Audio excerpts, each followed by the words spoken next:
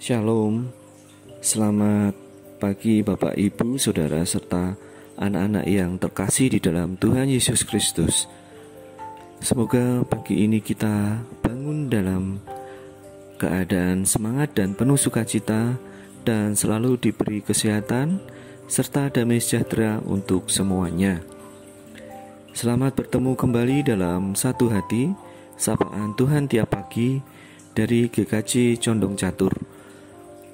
Pagi hari ini Selasa 9 Maret 2021, tema renungan satu hati di bulan Maret ini adalah Hosana, dengan subtema Jalan Penderitaan. Sebelum kita mendengarkan dan merenungkan firman Tuhan, marilah kita berdoa dahulu agar kita diberikan hikmat untuk mengerti apa yang Tuhan kehendaki. Mari kita berdoa. Tuhan Yesus, selamat pagi. Terima kasih jikalau Engkau telah menyertai kami dalam istirahat semalam. Terima kasih Bapa untuk nafas pemberian-Mu ini. Terima kasih untuk tubuh, pikiran serta jiwa yang sehat pagi ini. Pagi ini kami hendak mendengarkan firman-Mu ya Tuhan. Ajarilah kami sehingga kami dapat memahami dan mengerti apa yang menjadi kehendak Tuhan. Pimpinlah kami ya Tuhan. Amin. Bapak, Ibu, Saudara, ayat yang menjadi dasar renungan pagi ini diambil dari Markus 8 ayat 33 sampai dengan 34. Nats ini akan dibacakan oleh salah satu jemaat pra remaja GKJ Condong Catur. Silahkan Mas Semi.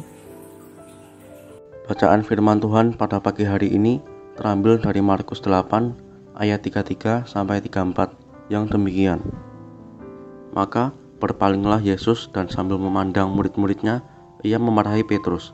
Katanya, "Enyahlah iblis, sebab engkau bukan memikirkan apa yang dipikirkan Allah, melainkan apa yang dipikirkan manusia."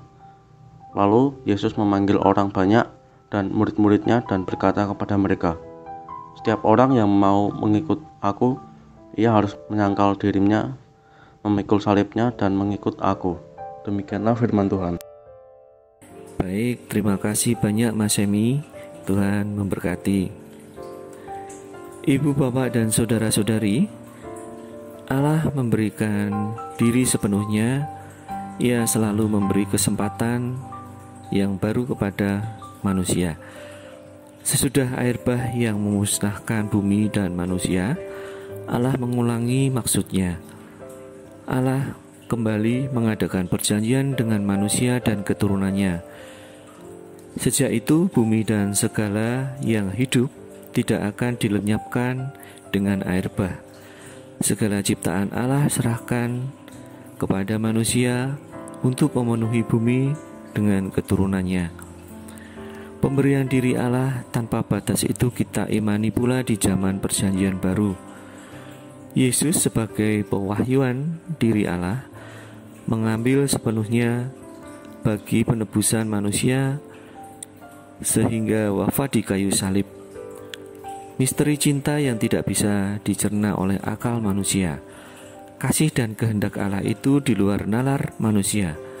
Alhasil pengenalan manusia menjadi Yesus kepada Yesus pun sangat beragam. Dari antara orang banyak yang mengenal Yesus sebagai Yohanes Pembaptis, Elia, atau salah seorang dari para nabi, namun Petrus para rasul memberi kesaksian yang tepat.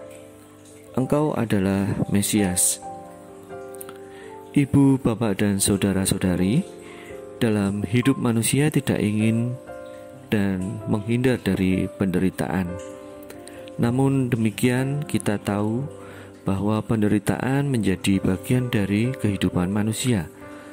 Bahkan ada saat di mana penderitaan harus diterima ketika seseorang melakukan kebenaran dan taat kepada apa yang menjadi kehendak Tuhan. Hari ini kita menghayati teladan Tuhan Yesus yang siap untuk menempuh jalan penderitaan. Sekalipun Tuhan Yesus adalah Allah, namun demikian Tuhan bersedia menjadi manusia untuk menderita dan mati menebus manusia yang berdosa. Menjadi saksi Kristus di tengah penderitaan dan penganiayaan adalah hal yang tidak mudah dilaksanakan. Tetapi itulah jalan salib yang harus dilalui oleh setiap pengikut Kristus untuk memperoleh keselamatan. Kita harus selalu waspada, jangan sampai pahitnya penderitaan membuat kita jatuh dalam tindakan balas dendam atau terpuruk dalam jurang keputusasaan. Penderitaan harus dijadikan sebagai sarana untuk tumbuh dalam iman, kasih, dan pengharapan. Kesetiaan dalam membina relasi yang akrab dengannya akan memampukan kita untuk mengatasi segala macam rintangan dan hambatan di dalam menjalani kehidupan ini, karena kita percaya bahwa Dia selalu menyertai dan menopang kita serta memberi kekuatan kepada kita. Lebih baik kita mencoba memandangnya dari perspektif yang berbeda melalui kacamata iman dan memaknai penderitaan yang dialami secara positif. Tuhan pasti mempunyai maksud dan tujuan tertentu dengan mengizinkan terjadinya penderitaan. Walaupun kini kita tidak mengerti, percayalah bahwa rencananya pasti indah pada waktunya. Ia sendiri telah melewatinya dengan penuh kemenangan. Mari tetap setia kepadanya apapun yang terjadi. Tetap tabah dan setia serta sabar dalam menghadapi setiap penderitaan dan bertekun dalam menapaki jalan kebenarannya. Perjuangan kita tidak akan sia-sia. Ingat janjinya. Dia akan memberikan kehidupan kekal kepada siapapun yang sayang dan setia serta bertahan sampai akhir. Bersama Yesus kita pasti mampu menapaki jalan penderitaan menuju keselamatan abadi. Mari kita berdoa. Tuhan Yesus yang bertahta di dalam surga, tidaklah mudah bagi kami untuk dapat bertahan di dalam pencobaan, karena kami manusia yang lemah, makhluk yang sering jatuh ke dalam dosa. Bahkan dalam situasi sulit seperti saat ini, kami seringkali terhasut dan bahkan merasa menangnya sendiri dan tidak sabar menunggu pertolongan-Mu. Ya Tuhan, tak henti-hentinya Engkau mencintai kami.